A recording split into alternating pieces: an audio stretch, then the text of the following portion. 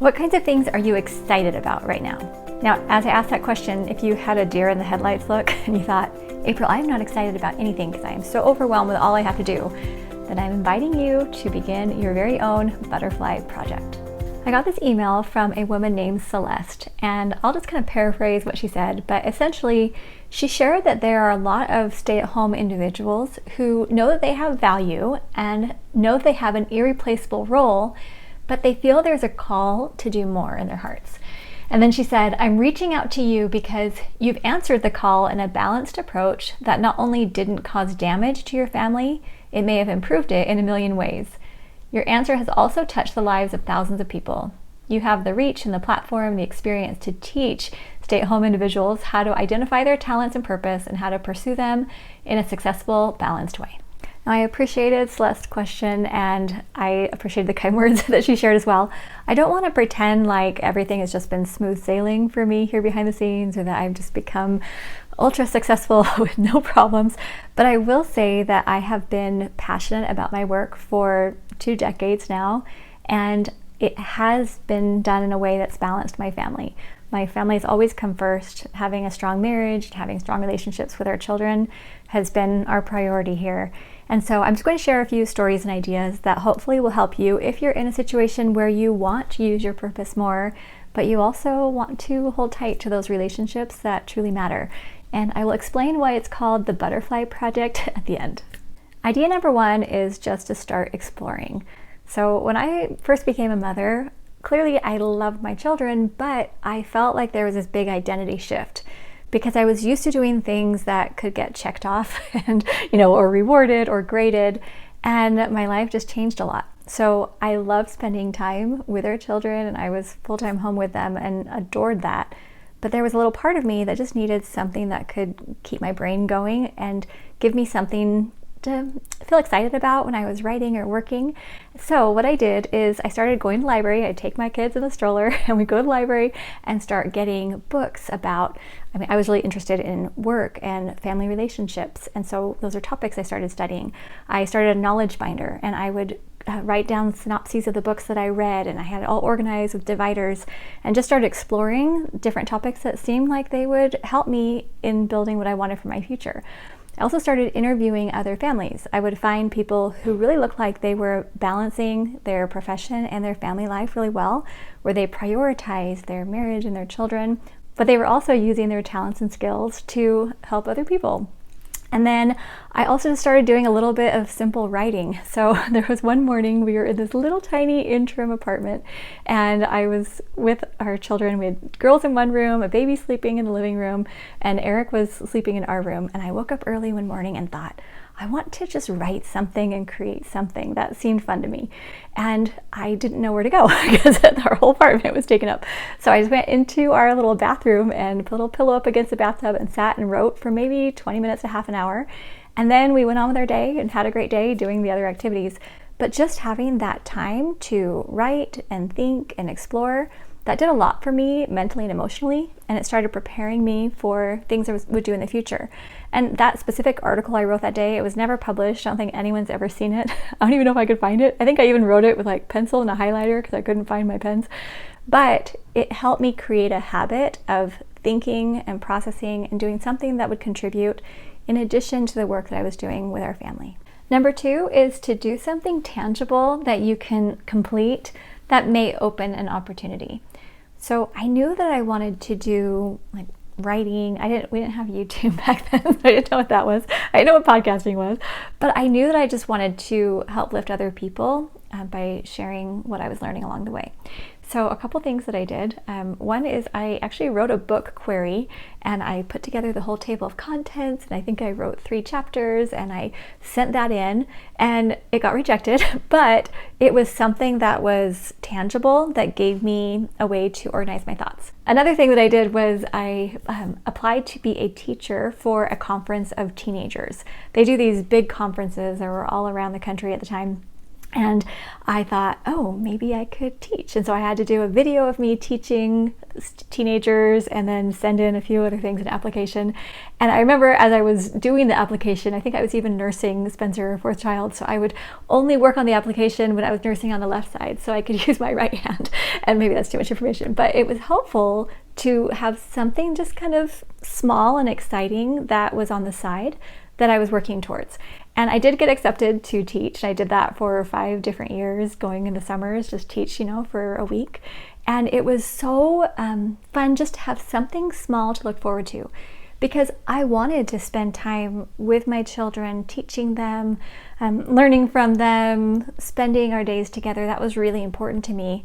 But I didn't want to feel like all the other opportunities I was excited about were completely shut off. So just being able to have something small that I worked towards that was actually tangible made a big difference. Number 3 is one I wish I had known back then, but I'm telling you now, it's to remember that the power is in your hands to serve. I had this belief that somebody else had to approve me or accept me or give me power to serve. And so I, wrote a book query. I would apply to things. I sent in, maybe 3 or 4 different articles to different publications.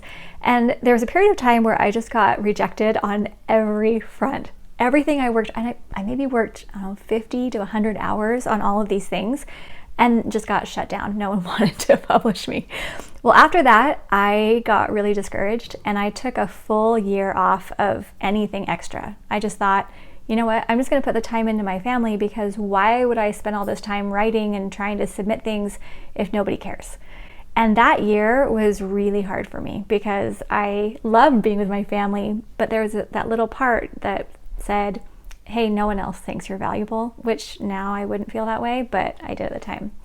So it's actually one morning I was doing my scripture study and I was praying a lot about this because I was just at this crossroads and I didn't know what to do. And I just felt like giving up on so many extra things. And then I just had this thought that came to me that said, April, you don't need someone else to publish you. You can just go publish yourself. So I did. I started a little website and I just started writing just once a month. And that opened up a lot more opportunities. But I just want you to remember that even if you don't get accepted to be in a certain group or club or published somewhere, there's always ways you can take your talents and use them to serve other people. Idea number 4 is to keep your work sustainable. If you go too big too fast and you're trying to balance caring for a family, you're going to get either resentful of your work or resentful of your family because it's just going to pull you and put too much of a strain on you. So there's this idea of pulling in versus pushing. Pushing is where you say, I'm going to go, like in my website, I'm going to go pay for this big piece of ongoing software that has, $3,000 every month, and I'm going to commit to doing XYZ, and all this has this much it requires every month, and I have to earn this much in order to keep it going. That's pushing because you don't have the business yet, or you don't have something that's generating income yet, but you're having all of these requirements that you need to pay, and that becomes incredibly stressful. So the way we did it is we started very, very simply with, like, when I first started collecting emails, for example, and so I could send people a monthly newsletter, I just used Gmail until it maxed out at like 500 emails that I could send in a day, but I typed them all in by hand and just kept it very, very simple. But the reason why I love the way we did things is because I didn't feel stress along the way to make something really big and go big or go home. That's not how we did it. We created something very sustainable so we could grow as it naturally grew, and we could pull in the appropriate software and solutions and things we needed as we needed them, but we didn't make it too stressful and overwhelming. So sustainability is the key. And idea number 5, it might go without saying, but I think it's important. It's to remember that your purposeful work, the things you're doing on the side, the extra stuff, it does matter, but not at the expense of your people. I've seen way too many really sad stories of people who start out with some good ideas and I'm going to fulfill a purpose, but then it quickly snowballs into, being all consuming, and then the relationships just kind of go off to the side. And that's something that I didn't want to happen to me. And so we had to make a lot of really careful decisions along the way. Eric and I have had countless discussions about how to balance and how to manage. There was one experience that's a little hard to talk about, but it was back when I think Spencer was 4 and our children were all, relatively young, under 12. And one day after I had been doing a lot of work this week on my purpose, we were having our family prayer, and Spencer said the prayer that day. And he said, "Please bless Mom that she'll have time to spend with us." When I heard him say that, I just thought, oh my goodness, I never want any of my children to feel like I just don't have time for them. Now, granted, Eric and I were tag teaming. I was working on some projects that really were important and necessary for our family. It wasn't like I was just, off, just leave him alone. But I decided at that moment I needed to communicate a little more clearly with my children about which projects I was doing and why I was doing it. Tried to involve them as much as possible. So our children helped me reply to emails and record videos with me or for me or edit things for me. And we've kind of been doing a family project along the way. But it always hasn't been smooth. But this whole time I've really been doing the best I could to preserve those family memories and preserve those relationships and not get caught up in myself and caught up in projects thinking that anything was more important than they were. So why is this called the Butterfly Project? Well, there's a story that I heard years ago about this little caterpillar. It's named Yellow. And the caterpillar saw another caterpillar in a cocoon and was very interested and asked the cocooning caterpillar, "What are you doing?" And the one in the cocoon said, "I'm becoming a butterfly." And when Yellow heard that, he thought, oh my goodness, I want to become a butterfly. How do you do it? The heart just leapt, right? And the cocooning caterpillar said, "You have to want to fly so much that you're willing to give up being a caterpillar." Now, this really resonated with me because I felt like there were a lot of things in my life where I was just saying, it's just too hard to do anything else or anything that I'm, passionate about and want to use my talents. It's just too much. And I was kind of living like a caterpillar. And then I decided I'm going to start my own butterfly project. And I'm going to give you a worksheet. I'll have a link in the description where you can go through some of the same exercises that I went through that helped me.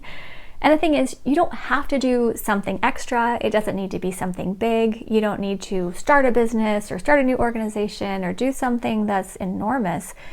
But I think that each one of us has unique talents that we can use in ways that, are really special to us. And so I encourage you, if right now you're not waking up excited and going to bed content, give it some thought. Go through this worksheet that I'm going to give you and think through these questions, and then just see if perhaps there's a way you can have a little more balance that's going to help you to be able to fly, become the caterpillar, go through this transformation. That will be really exciting for you. So thanks so much for being here with us at Learn, Do, Become. I know these stories are maybe not directly applicable to everyone, but I just hope that as you are looking to balance your most important relationships and fulfilling your unique purpose, that you'll find that some of these ideas might at least give you some food for thought. So thanks for being here. We'll see you soon at Learn, Do, Become.